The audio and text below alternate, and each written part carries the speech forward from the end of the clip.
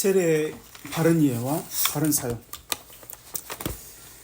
요번에 새로 개정판 세례 문답집에 보면 이문에 하나님의 형상대로 창조되었다는 의미는 무엇입니까? 라고 세례받는 사람들에게 문답하잖아요. 공부하잖아요. 거기에 이 질문이 나왔어요. 이문에 하나님의 형상대로 창조되었다는 의미는 무엇입니까? 하나님을 알고, 첫째, 하나님과 올바른 관계를 맺고, 두 번째, 세 번째, 거룩한 삶을 살도록 창조되었다는 뜻입니다. 이렇게 나왔어요.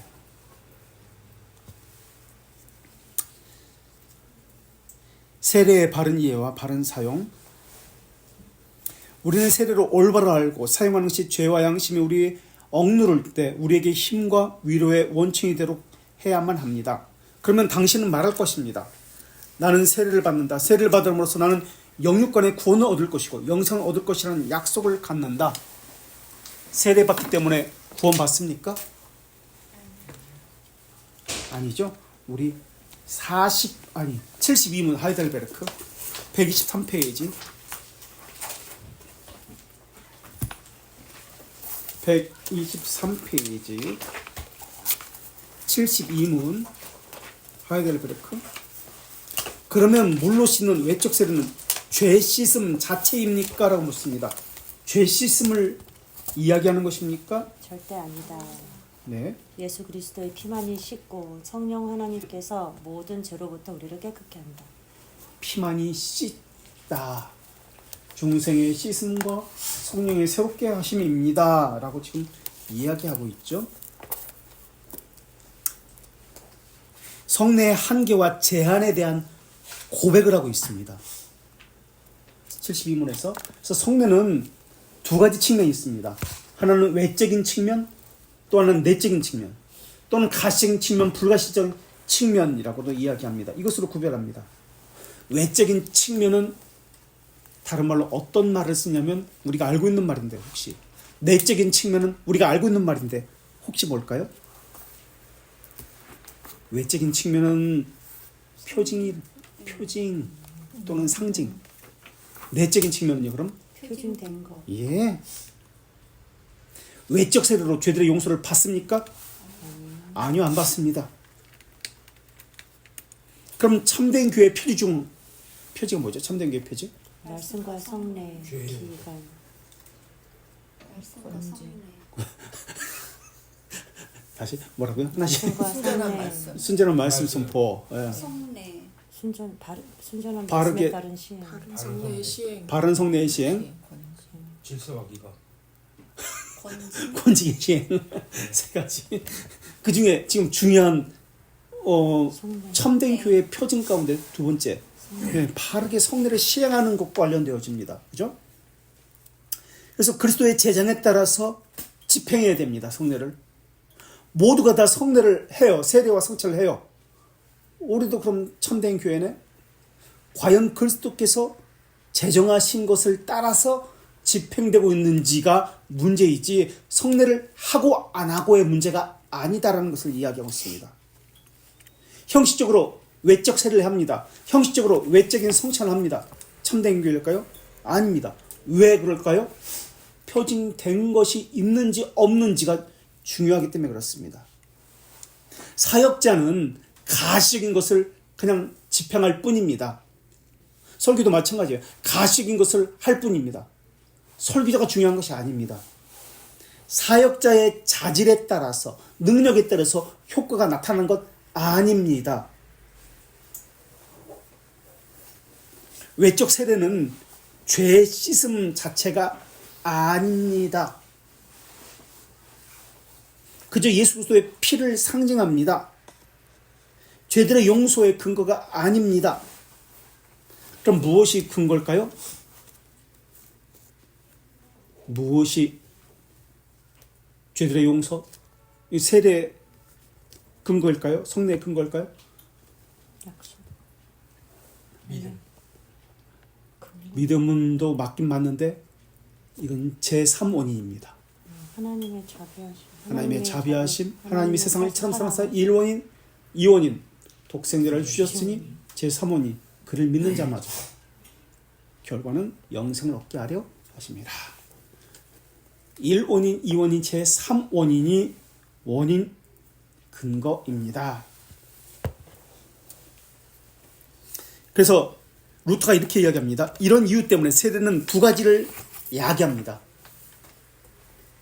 지금까지 말씀드렸던 표징과 표징된 것, 먼저 우리 몸에 물이 부어집니다. 이제 표징을 이야기하죠. 우리 몸은 오로지 물로서 자각할 수 있습니다. 그리고 말씀이 영혼에게 말씀하십니다. 그리하여 영혼이 말씀에 참여합니다. 이제 물과 말씀이 하나의 세례를 이루는 것처럼, 표징과 표징된 것이 하나의 세례를 이루는 것처럼, 표징만 가지고 상징만 가지고 세례다 이렇게 말하면 안 됩니다. 표징된 것을 가지고 함께 표징과 세례를 이루는 것처럼 신체와 영혼은 구원되고 영혼이 살게 된다는 결과를 얻게 됩니다. 약속을 얻게 됩니다. 영혼은 그것이 믿는 말씀을 통해서, 그리고 몸은 영혼과 연합되어서 그것의 방식으로 세례를 받게 됩니다. 따라서 세례보다 더 나은 보석이 우리 몸과 영혼을 장식할 수 없습니다. 왜냐하면 그것을 통해서 완전한 거룩과 구원이 우리에게 다가올 수 있습니다. 그것 없이는 완전한 거룩과 구원은 인간의 노력 너머에 있습니다. 그래서 칼빈은 세례의 약속을 두 가지 것이라고 얘기했습니다. 사권 15장, 기독교관에서 가장 이렇게 얘기하면 알아버리지. 장수가 가장 많은 게 뭔지 아세요? 기독교 강요에서 1권부터 4권까지 중에서 장수가 가장 긴 거. 기도. 3권 기도 3권이라 그러셨어요? 아니 3권이라는 말 안 했어요. 기독교 강요 중에서라고 그랬어요. 네, 3권 20장인가요? 기도가? 분량이 가장 많은 게 그래요? 아니 장수가 가장 많은 거죠. 교회 장수가 가장 많은 거. 교회로? 아닌데 성례 사원. 제가 그럴 줄 알고 성례 답을 안 하게 하기 위해서 이렇게 질문한 건데. 장수가 가장 많은 거. 성례 장수. 그게 아니게 하기 위해서 이렇게 질문했다고 그랬잖아요. 처음에는 성례라고 답을 하기 위해서 그런 질문을 하려다가 생각해보니까 이거 성례라고 대답할 것 같아요. 그래서 가장 장수가 많은 거. 근데 한번 주관이 있어가지고 일관성 있게 밀고 나가셔야 되는데 기도. 중간에 바꾸셔 왜? 아니, 뭐, 찍을 때 한 번에 찍은 게 그게 아니 계속 맞아요. 물어보시니까 아닌 것 같아서 기도 3권 20장 기도 장수가 많습니다. 장수 52장 분량이 많은 거, 양이 많은 것, 양이 많은 것. 교회로 성찬. 성례 아니에요? 성례 뭐 아니면 가장 많습니다. 양이 그 정도로 중요하다는 것을 이야기해요. 칼빈은 세례의 약속을 두 가지 것이라고 얘기했는데 4권 15장에서 15장 5항에서 하나는 죄들의 용서와 또 하나는 중생에 따른 새로운 삶, 중생의 씻음과 성령의 새롭게 함, 이 두 가지라고 세례의 약속이다라고 얘기합니다. 그래서 디도서 3장 5절에서 이것을 중생의 씻음과 성령이 새롭게 하십니다 라고 이야기합니다. 그러면 73문 하이델베르크로 가보겠습니다. 124페이지 73문. 그러면 왜 성령 하나님은 세례를 중생의 씻음과 죄들의 씻음이라고 했습니까? 하나님은 다음과 같은 것을 우리에게 이해하기 쉽게 가르치기 위해서 이렇게 말씀하시죠. 1절 몸의 더러움이 물로 청결하게 되는 것처럼 우리 죄들이 예수 그리스도의 피와 영으로 제거된다는 것만 아니라 2절 특별히 이 신적 보증과 표징으로 그분 우리가 외적으로 물로 씻기는 것처럼 실제로 우리 죄들로부터 영적으로 깨끗게 된 것을 우리에게 확신시키기 위함이다. 예. 세례는 우리를 향한 하나님의 선한 의지, 약속에 대한 외적인 상징이다라고 얘기합니다. 외적인 상징. 표징은 뭐죠? 세례에서 표징이 뭐예요? 상징은 뭐예요? 물이죠, 물. 표징된 것은 물이 표징된 것은 뭐예요? 죄들로부터 죄들의 씻음, 중생의 씻음. 그런데 중생의 씻음은 혼자가 아니라 성령의 새롭게 하심과 늘 함께합니다. 중생, 다른 말로 생명에 이르는 회개는 중생의 경험, 다른 말로 회심. 회심인데 또 다른 말로 아까 생명에 이르는 회개는 했으니까 이번에는 참된 회개와 연결되어 있습니다. 늘 함께 가요. 이건. 분리시키면 안 돼요. 그러니까 칭의와 성화를 분리시키면 안 돼요. 그래서 칼빈은 성화라는 말을 안 해요. 칭의 속에서 집어넣어서 함께 얘기해요. 거룩이라는 개념으로. 70문 122페이지 70문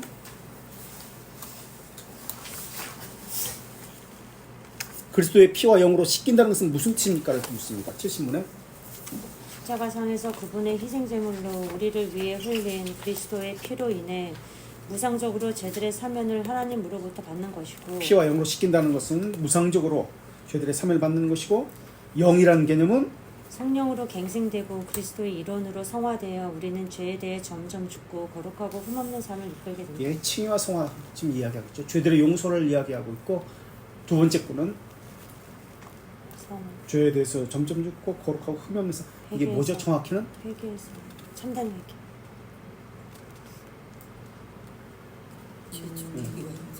죄 죽여 영살리기인데 다른 말로 뭐 얘기했죠.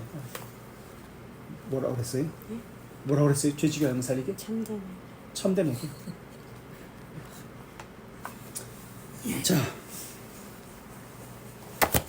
그래서 칼빈은 세례를 통해서 세례라는 외적인 표시를 통해서 하나님께 우리가 받아들여졌음을 확인하고 그런 다음에 하나님의 집에 우리를 받아들이신 후에 하나님은 우리를 일생을 통해서 양육하신다라고 그렇게 이야기합니다.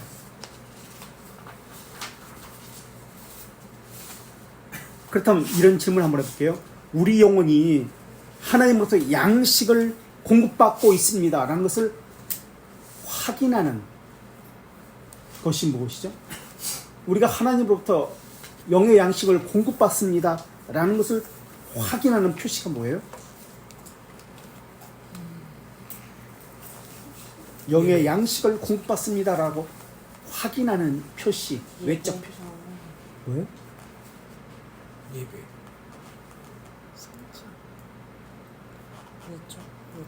영의 양식을 공급받고 있다? 성찬. 성찬.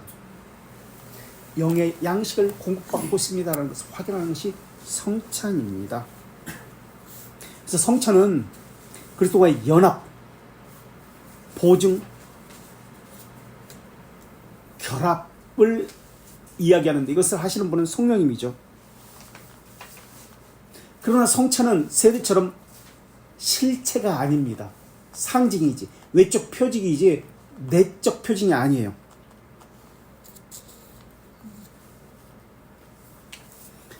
우리가 예수 그리스도의 몸에 참여한다는 상징을 이야기합니다. 외적 표징이에요. 먹고 마신다는 뜻은 무엇일까요? 성찬에서? 물론 우리가 성찬에서 할 겁니다. 근데 지금 성찬에서 먹고 마신다는 말의 의미는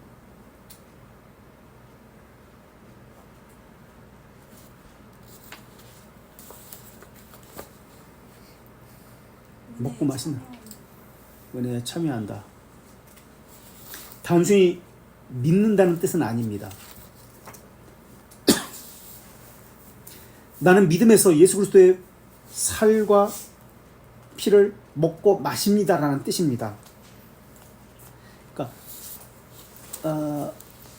이 성찬이 상징하는 것은 영혼의 양식입니다. 영혼의 양식. 영혼의 양식을, 그러니까 영의 기능과 관련돼서 영혼의 양식을 공급받습니다. 단순히 성찬은 이것을 믿는 것이다라고 이야기했던 사람이 있습니다. 누굴까요? 성찬을 단순히 믿는 거야. 이렇게 했다는 것을, 그리스도께서 우리를 위해서 죽으셨다는 것을 믿는 거예요. 칼빈이 이것을 비판합니다. 상징만을 가지고 이야기하죠. 아니다. 상징만이 아니다. 실체가 함께 들어있다라고 이야기합니다. 상징만이 아니라 성령에 의해서 실체가 함께 있다라고 이야기하죠. 자, 세례의 성례절을 주신 이에게 감사해야 한다. 세례의 거룩한 성례절이 그렇게 위대하고 은혜롭고 위로로 충만하다고 한다면 우리는 그것에 대해서 끊임없이 즐겁게 진심으로 하나님께 감사하며 그에게 찬양과 영광을 돌려야 된다. 로마 카톨릭에서는 사제가 축성할 때, 그러니까 기도할 때 기적이 일어난다고 이야기합니다. 예수님의 몸으로 변화된다고 이야기해요. 그래서 떡과 피의 실체가 예수님의 몸과 피다. 실체로 변화됐다고 이야기합니다. 이것을 무엇이라고 얘기하죠? 화채설. 이것이 언제 선포되어지죠? 누구에 의해서 결정되어지죠? 물론 그 전부터 있었지만 공식적인 결정을 이야기합니다. 이노센트 3세 어떻게 알았어요? 찍었어요. 오늘 제가 얘기했기 때문에 얘기하는 거예요. 언제죠 그거? 이건 얘기 안 했기 때문에. 1215년 이노첸조 3세. 이노첸조 3세는 강력한 교황권입니다. 그 회의가 이건 알고 있어야 되기 때문에. 맞아요. 말씀해 주셨는데 회의. 1215년 이 회의 이노첸조 3세 강력한 교황권을 확립한 누가 붙었다고 그랬죠? 영국의 존 레클랜드, 로빈 훗 그 왕이에요. 부패가 심해가고 막 이런 한번 붙어가지고 박살났죠. 그래가지고 의회에 이제 마그나 카르타 사인할 수밖에 없었죠. 트렌트 공예. 또 이 이노첸조 3세 때 뭐가 또 화채설 말고 또 뭐가 선포되는데 뭐를 했던 사람인데 이 사람은 십자군 말고 십자군 전쟁 화채설 말고 이노첸조 3세 십자군 말고 십자군은 물론 했었고요. 성직자들의 네? 성직자들 결혼 금지? 네. 그건 그레고리 예, 한참 전이고. 그거 하지 그건 않나요? 1차 7세 하일리 4세와 붙은 거고 그건. 이건 2차입니다. 색깔이나 뭐 이런 걸 구분해가지고 색깔? 교회에서 교회? 초록색, 뭐 빨간색, 흰색 이런 거 아니. 하지 않았어요? 성상 성상 숭배? 아닌가요? 성상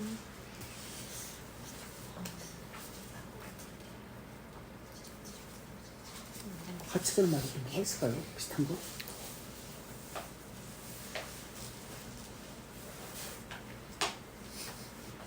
화채설 말고 비슷한 거 있을 텐데 그런 거 관련된 거니까 지금 성찬과 관련되니까 제가 질문하겠죠. 칠성네? 칠성례도 물론 걔예요. 칠성례도 그때 지정했어요.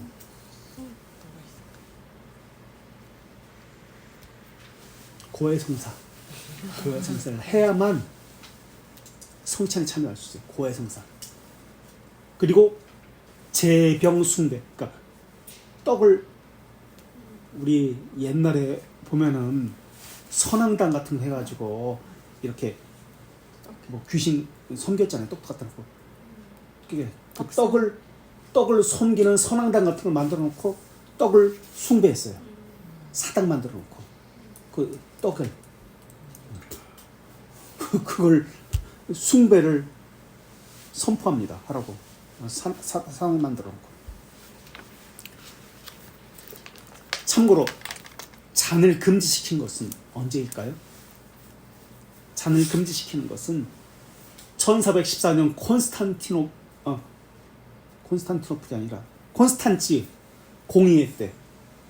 콘스탄치 공의회에서는 어떤 일이 있었죠? 어떤 사람을 죽여버렸는데 죽은 사람을 또 죽여버렸는데 두 건이 있는데 누구죠? 뭐죠? 콘스탄치 공의회.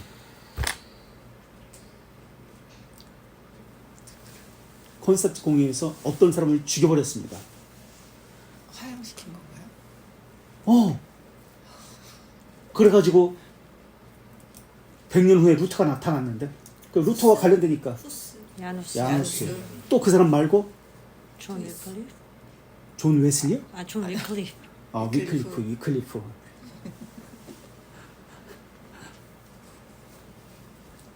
무슨 파죠? 위클리프? 수정자들?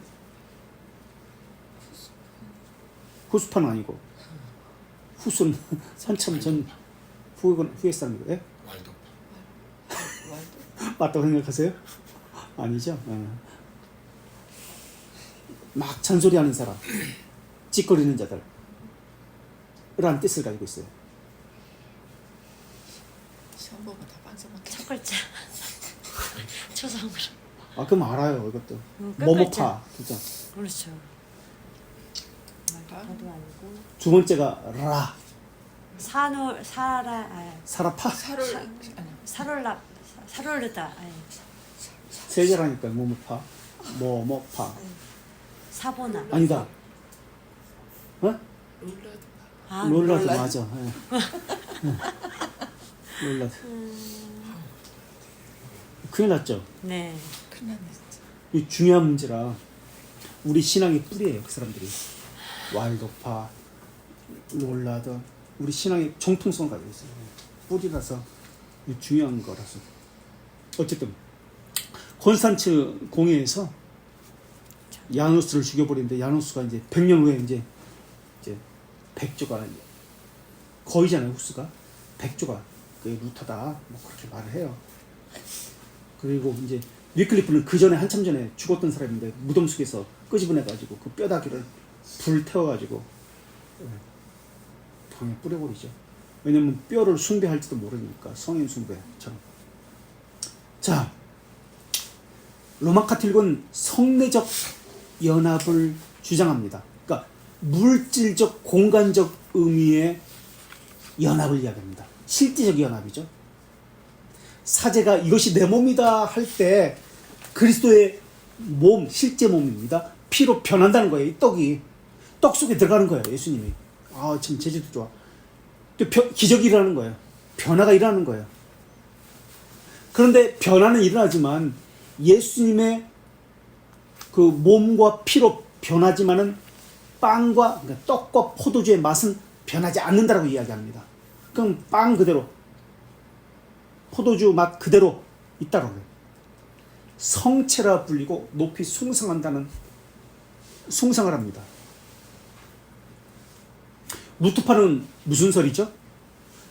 로마 카톨릭은 화채설인데 루터파는 공제설입니다.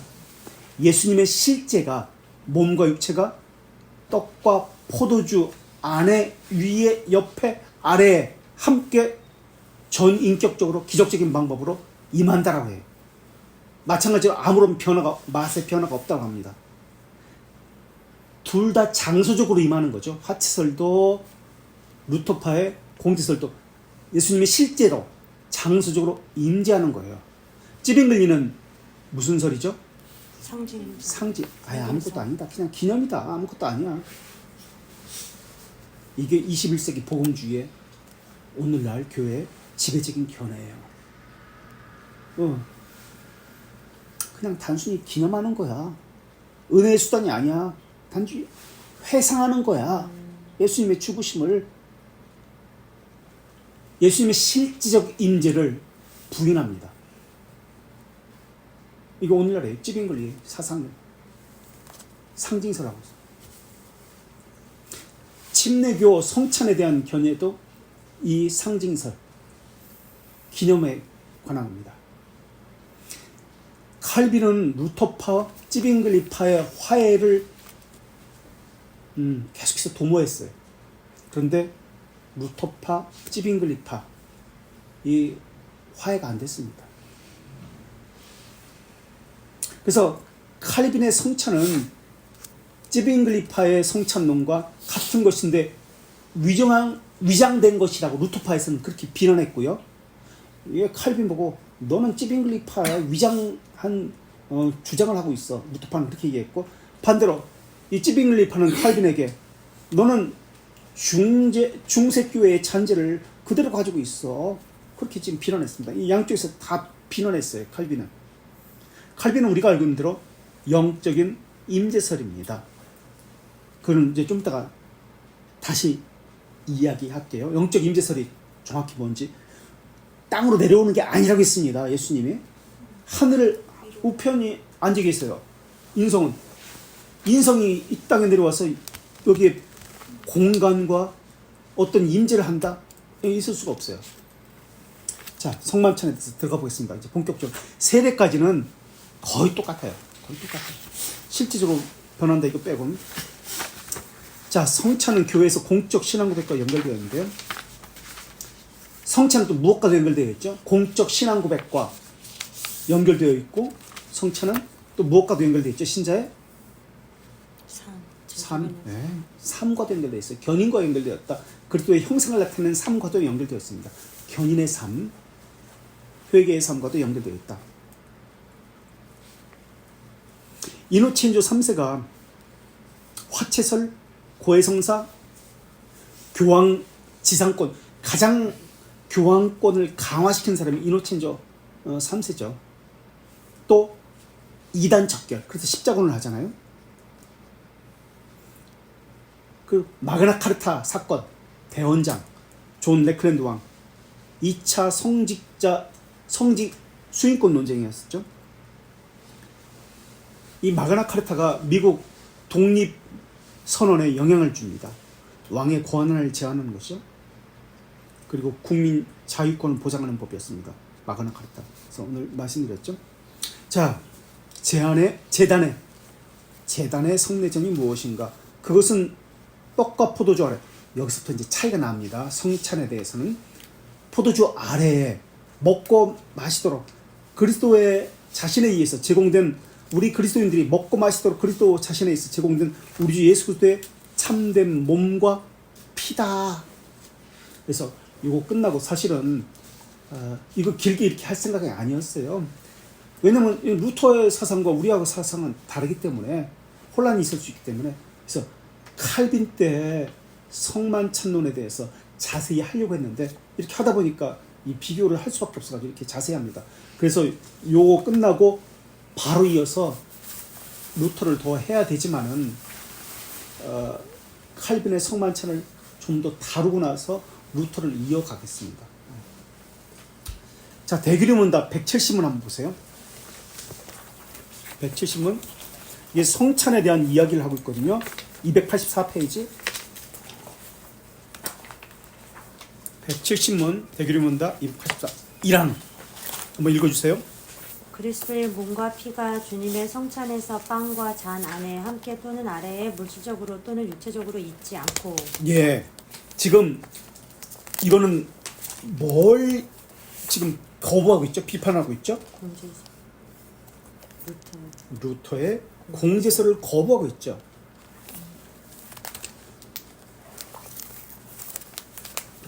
성찬에서 빵, 잔 안에 또는 함께 또는 아래, 위에 물질적으로, 육체적으로 물질적으로 임재한다. 이것은 루터파의 공제서를 거부합니다. 2항 보세요. 2항 읽어보세요. 밑줄 쳤죠. 중요한 거니까. 주님의 성찬인 성례에서 그리스도의 몸과 피를 유형적으로 또 육체적으로 취하지 않고 영적으로 취하는 자에게 합당하게 전달하지만. 이건 뭘까요? 뭘 설명할까요? 이게 84쪽. 284쪽 170문. 2항이 말하고 있는 것은 영적 임재설을 말합니다. 자, 이제 영적 임재설을 조금씩 이야기하기 시작할 텐데, 영적 임재설은 예수님이 이 땅에 내려오시는 것입니까? 아니라고 분명히 이야기합니다. 육체적으로 임하는 거 아니다. 육체적으로 임하는 것은 공제설이나 화채설입니다.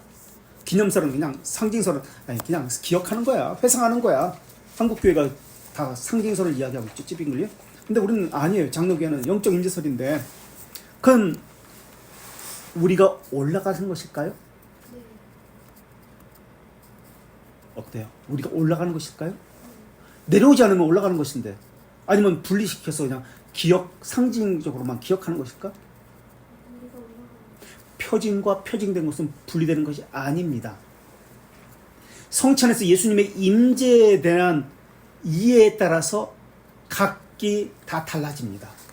그러니까 예수 그리스도 하나님 우편에 앉아 계신 것에 대한 이해를 어떻게 하느냐에 따라서 성찬에 대한 이해가 달라지는 거예요. 루터파와 로마 카톨릭의 화채설은 예수님의 몸에 실제로 어떤 장소에 공간적으로 유형화시켜서 임재한다고 주장합니다. 칼빈은 이것에 대해서 왜 성경의 교리를 부인하느냐, 신앙의 교의를 부인하는 것이냐 하는 것이다라고 얘기합니다.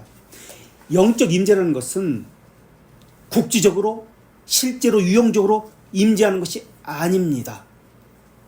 로마 카톨릭과 루터파는 내가 세상 끝날까지 너희와 항상 함께 있을 것이다. 그 마태복음 마지막 28장 그 마지막 부분을 주목합니다. 사도행전 1장에서 예수 그리스도는 어떻게 승천하죠? 하나님 우편에 앉아. 영이 승천하나요? 아니요, 육체. 실제가 육체가 몸이 승천합니다. 성령께서 우리를 그리스도와 연합시켜서요.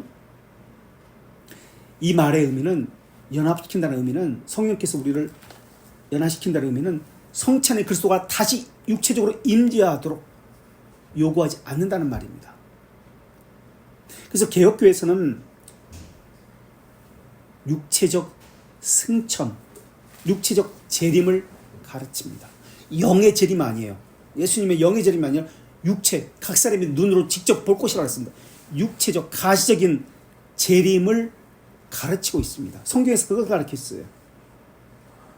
예수 그리스도는 재림 전까지, 만물이 회복될 때까지 인성을 입으시고 인성과 신성을 가지시고 어디에 계신다? 하나님 우편에 앉아 계시다. 임재교리는 이것을 염두에 두고 있어야 됩니다.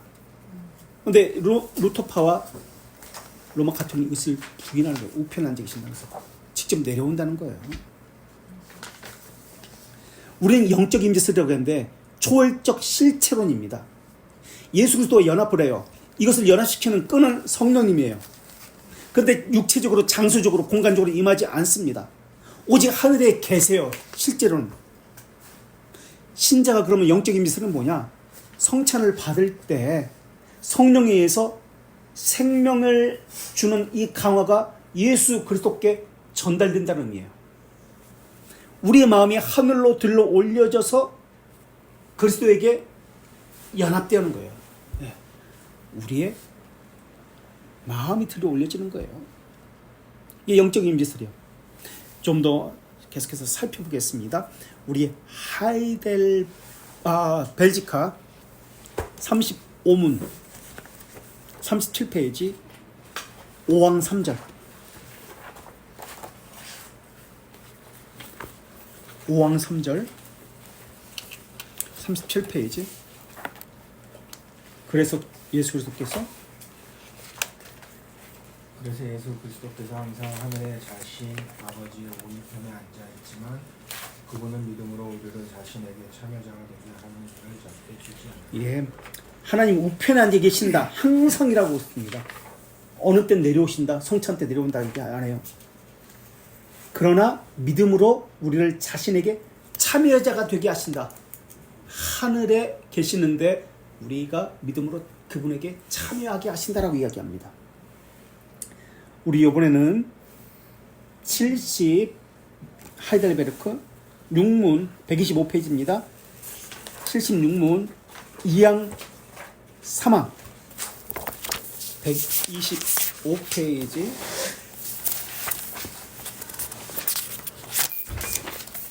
125페이지 76문 2항과 3항 한번 보세요.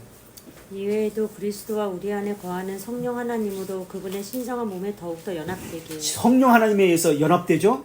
그리고 3항 우리는 그리스도께서 신성으로 하늘에 있을지라도 보세요. 하늘에 계신다고 그랬죠.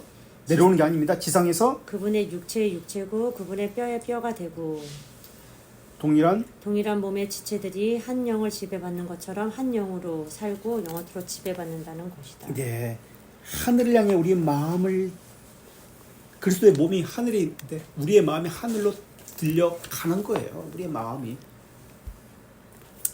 우리 75문도 한번 보세요. 75문 바로 위에. 당신은 어떤 훈계를 받고 어떤 확신을 얻습니까? 첫째, 그분의 몸이 나를 위해 십자가상에 드리고 부서졌고 그분의 피가 나를 위해 흘린 것은 나를 위해 부서진 주님의 빵과 나에게 전달된 잔처럼 눈으로 분명하게 보는 것과 같은 것이다. 가시적으로 보고 있죠. 2절에서 더욱이 그분이 나의 영이 영생에 이르도록 십자가에 못 박힌 몸과 흘린 피로 먹이고 양육하는데 이것은 그리스도의 몸과 피의 확실한 표징처럼 사역자의 손에서 받고 주님의 빵과 잔을 입으로 맛보는 것처럼 양육한다고 합니다. 양육하는 거. 그래서 표징이 뭐냐? 빵과 잔을 맛보는 것이다라고 합니다. 그것이 표징이라는 거예요. 그것이 표징된 것이 무엇이냐? 양육과 관련되어진다. 표징된 것이 양육과 관련된다. 그러니까 먹고 마시는 것과 양육을 연결시켜야 돼요. 영의 기능이 회복되는 것, 영의 기능이 강화되는 것과 연결시켜야 돼요. 근데 표징만 있어요. 영의 기능이 강화되는 것이 없어요. 양육이 없어요. 그럼 이건 우상숭배예요. 영의 기능과 관련 지어집니다. 이렇게 나오는 거예요. 성찬은 그럼 영의 기능과 관련되어지는 것, 양육과 관련되어지는 것이다. 지금 그렇게 이야기가 지금 되어 있습니다. 자, 그 다음 6페이지로 가서요. 다시 이거 교재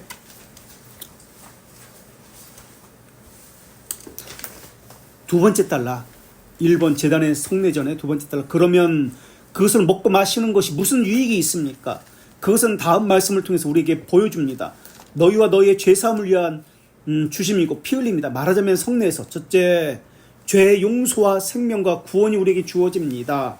죄 용서의 상징이 보여주는 것이죠. 죄 용서가 있는 곳에 생명과 구원이 있습니다. 그러면 신체적으로 먹고 마시는 일, 어떻게 그렇게 위한 일을 할 수 있습니까? 사실상 그 일을 하는 것은 먹고 마심이 아니라 여기에 확고히 섰는 말씀입니다. 먹고 마심에 약속, 언약의 말씀이 없으면 이것은 의미가 없어요.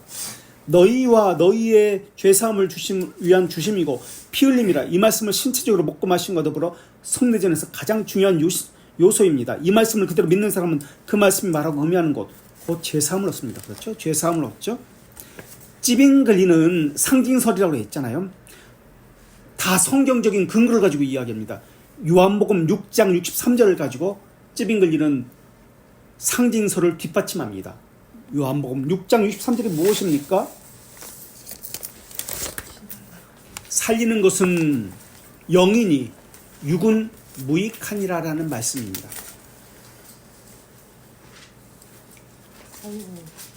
육은 무익하다는 거예요. 살리는 것은요.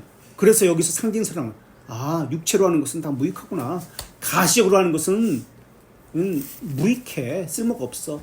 그래서 영적으로 그냥 상징설이구나. 회상하다. 루터는 이것에 대해서 나의 가르침은 영적이다라고 이야기합니다. 그러니까 찌빙글리를 비판하면서 육적인 것을 바탕으로 이해하는 것은 잘못된 것이다. 그 해석이 무익한 것이다 라고 이야기합니다. 그러나 영적으로 이해하는 사람은 살 것이다 라고 그렇게 이것을 해석합니다. 그래서 루터는 성경에서 영과 육이 대비될 때는 육은 예수님의 육체를 의미하는 것이다.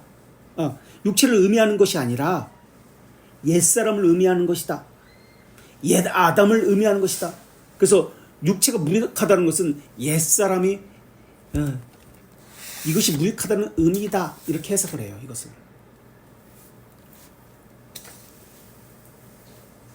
찌빙글리는 사도신경에 보면 또 사도행전 1장에 보면 예수님이 성경에 보면 예수님이 인성으로 하나님 우편에 앉아 계신다라고 나오잖아요. 그래서 예수님의 몸이 우리가 방 안에서 볼 수 없다고 이야기합니다. 공간적으로 임하지 않는다고 이야기합니다. 그래서 상징설을 이야기해요. 칼빈도 그것은 동의하잖아요. 실제로 임하는 거 아니다. 몸은 예수님의 몸은 하나님 우편이기 때문에 이 땅에 있는 거 아니다. 그래서 루터파에서는 야, 칼빈이나 찌빙글이나 같은 것을 주장하는데 넌 같은 끼리끼 아니냐? 라고 비난했던 거예요. 칼빈은 하늘에 있는 예수님의 몸이지만은 땅에 있는 우리를 성령님께서 연합시켜서 예수님의 몸의 실체로부터 생명을 얻게 한다라고 이야기합니다. 그래서 루터는 제한적이고 공간적으로 지역적으로 임재한다는 것을 이야기했죠.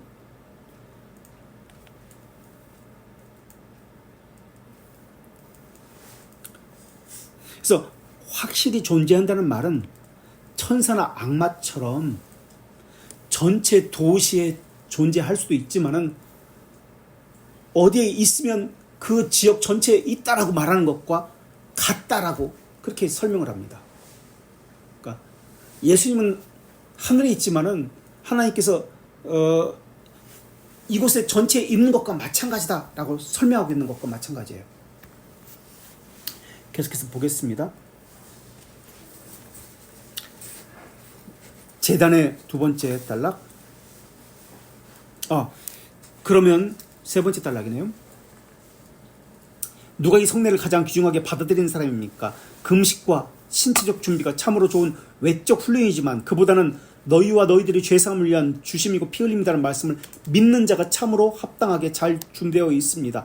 그러나 이 말씀을 믿지 않거나 의심하는 자는 합당치 않고 준비되어 있지 않습니다. 왜냐하면 너희를 위하여라는 말씀은 단지 믿음을 요구하기 때문에 그렇습니다. 루터는 믿음 때문에 구원받는다. 믿음 때문에 이 효력이 있다라고 지금 이야기하고 있습니다. 자, 그 다음 제단의 성례적인 세 가지 요소. 거룩한 세례 성례전처럼 제단의 거룩한 성례전이나 그리스도의 거룩하고 참된 몸의 성례전은